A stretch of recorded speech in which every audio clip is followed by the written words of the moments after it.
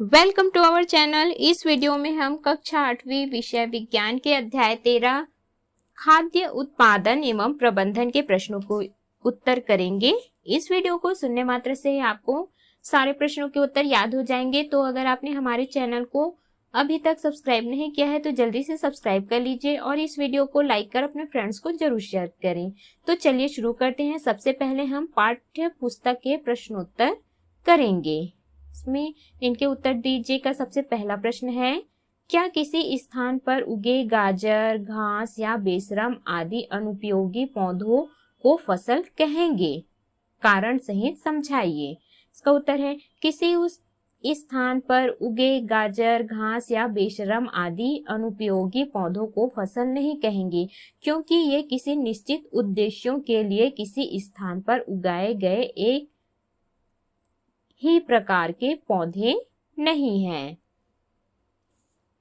अगला है प्रश्न दूसरा, ऋतुओं के आधार पर फसलों के प्रकार लिखिए। इसका उत्तर है, ऋतुओं के आधार पर फसलों को 3 प्रकार से बांटा जा सकता है। पहला, खरीफ फसल। खरीफ फसलों के लिए अधिक पानी तथा गर्मी ताप की आवश्यकता होती है। इन्हें वर्षा ऋतु में उगाया जाता है। प्रमुख खरीफ फसलें धान, मक्का, मूंग, उड़द, ज्वार, बाजरा, गन्ना तथा कपास हैं। दूसरा है रबी फसल। रबी फसलों को नमी व कम तापमान की आवश्यकता होती है। इन्हें शीत ऋतु में उगाया जाता है। प्रमुख रबी फसलें गेहूं, चना, सरसों, तिवरा, मसूर, अरहर, कुल्थी, अलसी, कुसुम आदि हैं। तीसरा है जायद फसल। जायद फसलों की पैदावार शुष्क जलवायु में अच्छी होती है। इन्हें प्रायः दिसंबर से फरवरी महीने में बोया जाता है। प्रमुख जायद फसलें खरबूज, तरबूज, ककड़ी, सूरजमुखी, मूंगफली आदि हैं। अगला है प्रश्न तीसरा, जुताई से क्या लाभ है? इसका उत्तर है, जुताई से निम्न लाभ है। पहला, मिट्टी भुरभुरी हो जाती है। दूसरा, वायु संचार और जल धारण क्षमता बढ़ जाती है। तीसरा, रोग उत्पन्न करने वाले कीड़े, इल्लियां, अंडे आदि नष्ट हो जाते हैं। चौथा है, भूमि का उपजाऊपन बढ़ जाता है। पांचवा है, खाद एवं उर्वरक फैल जाते हैं। छठवां, मिट्टी में दबकर घास फूस आदि खाद बन जाते हैं। प्रश्न चौथा है, जुताई के पारंपरिक और आधुनिक उपकरण कौन कौन से हैं? इसका उत्तर है, जुताई के पारंपरिक उपकरण देशी हल और मिट्टी पलट हल है तथा आधुनिक कल्टीवेटर और हैटा हैं। अगला है, इनके उत्तर दीजिए का पहला प्रश्न, बीजोपचार किसे कहते हैं, यह क्यों आवश्यक है? इसका उत्तर है, बुआई के पूर्व बीजों को रोगाणु मुक्त करने एवं उनमें शीघ्र अंकुरण के लिए तैयार की जाने वाली गतिविधियों को बीजोपचार कहते हैं। अगला है प्रश्न दूसरा, बीजों को उचित गहराई में बोना क्यों आवश्यक है? इसका उत्तर है, बीजों को उचित गहराई में बोना इसलिए आवश्यक है क्योंकि बीजों का उपचार अच्छी तरह से अधिक मात्रा में हो। अगला है प्रश्न तीसरा, कंपोस्ट खाद किस तरह तैयार की जाती है? इसका उत्तर है, कंपोस्ट खाद तैयार करने के लिए 1 मीटर लंबा गुणित 1 मीटर चौड़ा गुणित 1 मीटर गहरा गड्ढा करके उसमें कागज के टुकड़े, पेड़ पौधों की टहनियां, पत्तियां, फलों के छिलके, पशुओं के गोबर जैसे पदार्थों से गड्ढे को भर देते हैं, जो कि काले भुरभुरे पदार्थ में बदल जाते हैं। इसे ही कंपोस्ट खाद कहते हैं। प्रश्न चौथा है, केचुए को कृषि मित्र क्यों माना जाता है? इसका उत्तर है, केचुए मिट्टी में उपस्थित सड़े गले पदार्थों को खाते हैं और मल के द्वारा इन्हें जैविक खाद के रूप में निकालते हैं, जिसमें नाइट्रोजन, फास्फोरस तथा पोटेशियम आदि पोषक तत्व प्रचुर मात्रा में पाए जाते हैं। केचुए गंदगी का निवारण कर पर्यावरण को स्वच्छ रखते हैं, साथ ही जैविक खाद उपलब्ध करता है, इसलिए केचुए को कृषि मित्र माना जाता है। अगला है प्रश्न पांचवा, उर्वरक किसे कहते हैं? इसका उत्तर है भूमि में कुछ विशेष पोषक तत्वों जैसे नाइट्रोजन, फास्फोरस तथा पोटेशियम की पूर्ति हेतु किसान रासायनिक पदार्थों का उपयोग करते हैं, इन्हें उर्वरक कहते हैं। प्रश्न 6वां है फसल के लिए सिंचाई क्यों आवश्यक है? इसका उत्तर है फसल के लिए सिंचाई इसलिए आवश्यक है क्योंकि फसलों को सही समय पर उचित मात्रा में पानी मिलने से उत्पादन पर प्रभाव पड़ता है, जिसके कारण उत्पादन प्रभावित होता है। अगला है प्रश्न 7वां आधुनिक सिंचाई पद्धतियां कौन कौन सी हैं? इसका उत्तर है आधुनिक सिंचाई पद्धतियां स्प्रिंकलर द्वारा तथा ड्रिप टपक सिंचाई द्वारा की जाती है। प्रश्न 8वां है क्या एक ही खेत में धान परवल की खेती की जा सकती है? कारण सहित लिखें। इसका उत्तर है नहीं, एक ही खेत में धान तथा परवल की खेती नहीं की जा सकती क्योंकि धान के फसल को अत्यधिक मात्रा में पानी की आवश्यकता होती है, जबकि परवल के फसल को कम मात्रा में पानी की आवश्यकता होती है। अत्यधिक मात्रा में खेतों में पानी होने पर परवल की फसल सड़कर गल जाएगी, इसलिए एक ही खेत में धान या परवल की खेती नहीं की जा सकती। अगला है इनके उत्तर दीजिए का पहला प्रश्न गर्मियों में फल तथा सब्जियां जल्दी सड़ने लग जाती हैं और ठंड में अधिक समय तक ताजी रहती हैं, क्यों? इसका उत्तर है गर्मियों में फल तथा सब्जी जल्दी सड़ने लग जाती हैं क्योंकि सूक्ष्म जीव जैविक क्रियाओं को अधिक तेज कर देती हैं, परंतु ठंड में अधिक समय तक ताजी रहती हैं क्योंकि ठंड में सूक्ष्म जीवों की जैविक क्रियाएं मंद हो जाती हैं। प्रश्न दूसरा है खरपतवार किसे कहते हैं? खरपतवार नियंत्रण क्यों आवश्यक है? इसका उत्तर है खेतों में मुख्य फसल के साथ उग आए अनावश्यक पौधों को खरपतवार कहते हैं।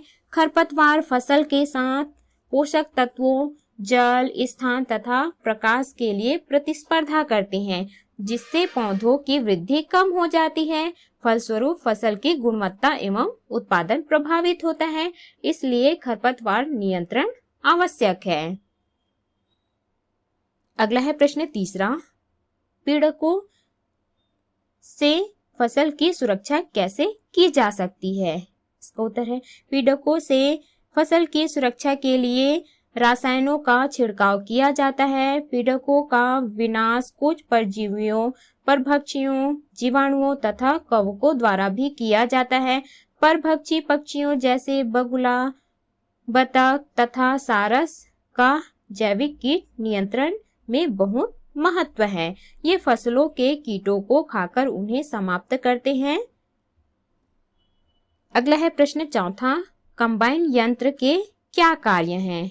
इसका उत्तर है कंबाइन यंत्र जिससे कटाई एवं गहाई दोनों कार्य किए जाते हैं।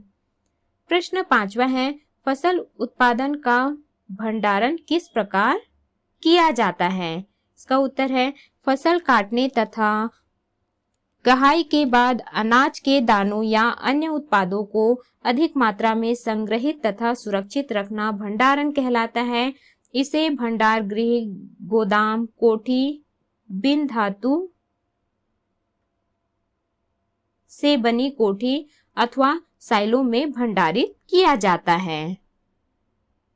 अगला है अभ्यास के प्रश्न। प्रश्न पहला सही विकल्प चुनकर लिखिए। पहला उष्मायित यंत्र का उपयोग किया जाता है, तो इसका उत्तर है कुक्कुट पालन में। दूसरा है संकरण तकनीक है, इसका उत्तर है कृत्रिम निषेचन द्वारा वांछित गुणों वाले बीज प्राप्त करना। तीसरा है पशुओं के मल मूत्र तथा पेड़ पौधों के अपघटन से प्राप्त कार्बनिक पदार्थ कहलाते हैं, तो इसका उत्तर है जैव उर्वरक। चौथा है निम्नलिखित में से कौन सी विधि भूमि की उर्वरता बनाए रखने की विधि नहीं है, तो इसका उत्तर है घ भूमि को कुछ समय के लिए परती छोड़ देना। अगला है प्रश्न पांचवा निम्नलिखित में से किस मशीन का उपयोग फसल कटाई एवं गहाई दोनों कार्यों के लिए किया जाता है? तो इसका उत्तर है ग, कंबाइन। अगला है प्रश्न दूसरा, रिक्त स्थानों की पूर्ति कीजिए। पहला, कृत्रिम रूपों से तैयार की जाने वाली खाद को यहाँ पर आ जाएगा उर्वरक, उर्वरक कहते हैं। दूसरा है, भूमि को समतल बनाने का कार्य पटला या सुहागा यंत्र से किया जाता है। तीसरा है, अनाज के दानों को भूसे से अलग करने की क्रिया उड़ावनी कहते हैं। चौथा, दुधारू पशुओं के आहार को अधिक पौष्टिक बनाने के लिए उसमें सरसों तथा कपास की खली मिलाई जाती है।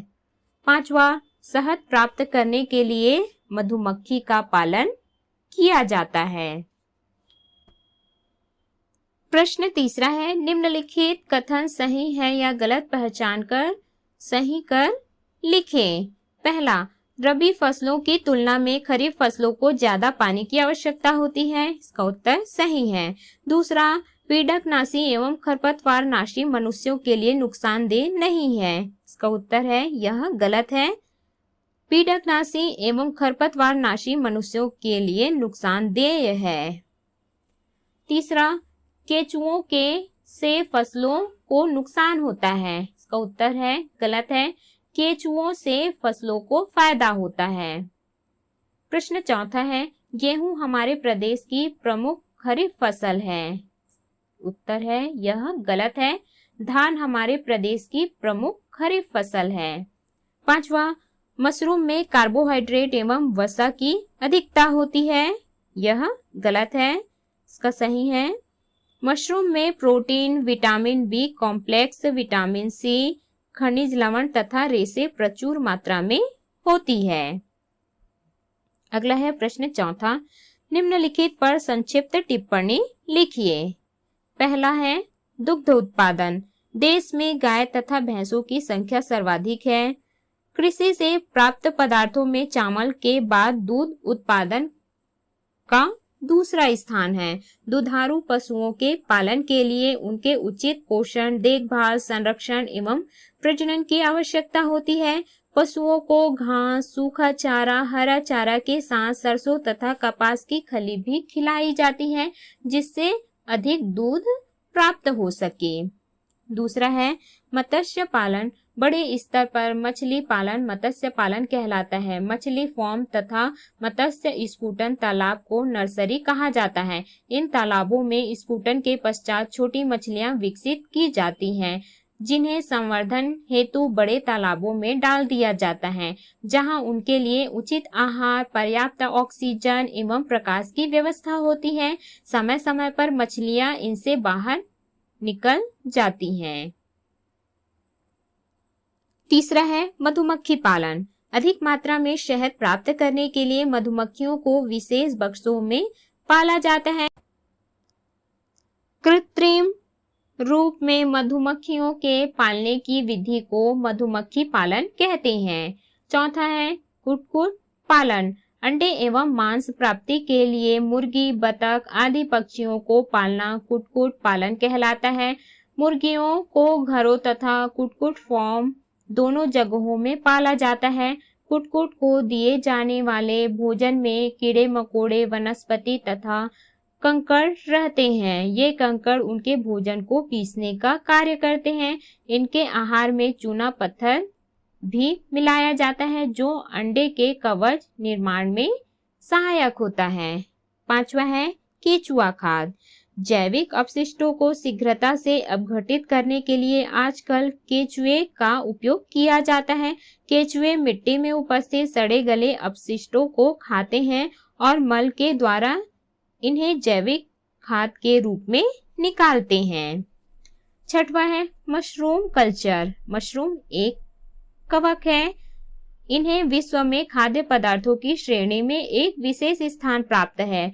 मशरूम विशुद्ध शाकाहारी भोज्य पदार्थ है, क्योंकि इसे गेहूं का भूसा, पैरा, कुट्टी या अन्य माध्यम में मशरूम के स्पॉन बीज मिलाकर बनाया जाता है। व्यावसायिक रूप से हमारे देश में मशरूम के 2 मुख्य किस्मों की खेती की जाती है, ढींगरी मशरूम एवं सफेद बटन या ओयस्टर मशरूम। 7वां है उर्वरक। भूमि में कुछ विशेष पोषक तत्वों जैसे नाइट्रोजन, फास्फोरस तथा पोटेशियम की पूर्ति हेतु किसान रासायनिक पदार्थों का उपयोग करते हैं, इन्हें उर्वरक कहते हैं। 8वां है शीत भंडार गृह। फलों, सब्जियों तथा आलू, प्याज, लहसुन, अदरक एवं अन्य मांसल तथा शीघ्र गलने वाले फसल उत्पादों को अधिक दिनों तक सुरक्षित करने के लिए कोल्ड स्टोरेज अर्थात शीत भंडार गृह में भंडारित किया जाता है। अगला है प्रश्न 5वां। निम्नलिखित कृषि यंत्रों का चित्र बनाइए। पहला है पारंपरिक हल, तो इस प्रकार से आपको पारंपरिक हल का चित्र बनाना है। दूसरा सरल बीज बेधक, आपको इस प्रकार से चित्र बनाना है। तीसरा है हैरो, तो यहाँ पर आपको इस प्रकार से चित्र बनाना है। प्रश्न 6वां है निम्नलिखित प्रश्नों के उत्तर दीजिए। प्रश्न पहला, कृषि विज्ञान से आप क्या समझते हैं? इसका उत्तर है मानव उपयोगी विभिन्न फसलों तथा जंतुओं के अधिक मात्रा में उत्पादन एवं प्रबंधन के तकनीकी ज्ञान को कृषि विज्ञान कहते हैं। प्रश्न दूसरा, आपको अपनी शाला की बागवानी में चने की फसल प्राप्त करनी है, इसके लिए आप कौन कौन सी कृषि क्रियाएं करेंगे? उन क्रियाओं के नामों को क्रमशः लिखिए। इसका उत्तर है हमें अपनी शाला में चने की फसल प्राप्त करने के लिए बागवानी की जुताई करनी पड़ेगी, पटला चलाकर उसे समतल करना पड़ेगा तथा उचित बीज का चयन कर उसमें बीज बेधन विधि से बीज को रोपित कर देते हैं। तत्पश्चात पानी की सिंचाई कर देंगे। इसके पूर्व कंपोस्ट खाद डालकर भूमि की उर्वरकता को बढ़ाते हैं तथा बाद में भी रासायनिक उर्वरक डालते हैं। प्रश्न तीसरा है बुआई की छरहटा विधि एवं बीज बेधन विधि में से आप किसे अच्छा मानते हैं और क्यों? इसका उत्तर है बीज बेधन विधि को अच्छा मानते हैं क्योंकि इसमें बीज एक निश्चित कतार में व समान गहराई में समान रूप से बुआई होती है। प्रश्न चौथा है सामान्य बीजों की तुलना में संकरित बीज क्यों उत्तम माने जाते हैं? इसका उत्तर है सामान्य बीजों की तुलना में संकरित बीज उत्तम इसलिए माना जाता है ताकि अच्छी पैदावार प्राप्त की जा सके। प्रश्न पांचवा है रोपण विधि से बोई जाने वाली फसलों के नाम लिखिए। इसका उत्तर है रोपण विधि से बोई जाने वाली फसलों के नाम प्याज, मिर्च, टमाटर, भटा, गोभी आदि हैं। प्रश्न छठवां है सिंचाई की किन्हीं 2 नवीन तकनीकों के संबंध में संक्षिप्त जानकारी लिखिए। इसका उत्तर है सिंचाई की 2 नवीन तकनीक निम्न है। पहला स्प्रिंकलर अथवा बौछारी फव्वारा सिंचाई। इस पद्धति में खड़ी फसल पर कृत्रिम रूप से पाइपों में पानी की बरसात की जाती है। अधिक दबाव से पाइपों में पानी प्रवाहित किया जाता है जो कि एक धुरी पर घूम सकने वाले बहुत से छिद्रों युक्त टोटी से फव्वारे के रूप में बाहर निकलता है। दूसरा है ड्रिप अथवा टपक सिंचाई। पानी सूक्ष्म छिद्र तथा ड्रिपर बूंदों के रूप में पानी छोड़ने वाली टोटी युक्त बंद पाइपों में दाब पंप द्वारा पौधों तक सीधे पहुंचाया जाता है। इस पद्धति से उर्वरकों तथा विभिन्न रासायनिक पदार्थों की उचित मात्रा भी पौधों तक सीधे पहुंचाई जा सकती है। अगला है प्रश्न 7वां मशरूम को किन कारणों से खाद्य पदार्थों की श्रेणी में रखा जाता है? इसका उत्तर है मशरूम में protein, vitamin B complex, vitamin C, खनिज लवण तथा रेशे प्रचुर मात्रा में पाए जाते हैं। इसी कारण इसे खाद्य पदार्थों की श्रेणी में रखा जाता है। प्रश्न 8वां है, फसल समुन्नति से आप क्या समझते हैं? इसका उत्तर है सिंचाई, खाद्य उर्वरक तथा उन्नत कृषि पद्धतियां अपनाकर एवं उन्नत किस्मों का विकास एवं उपयोग करना ही फसल समुन्नति कहलाता है।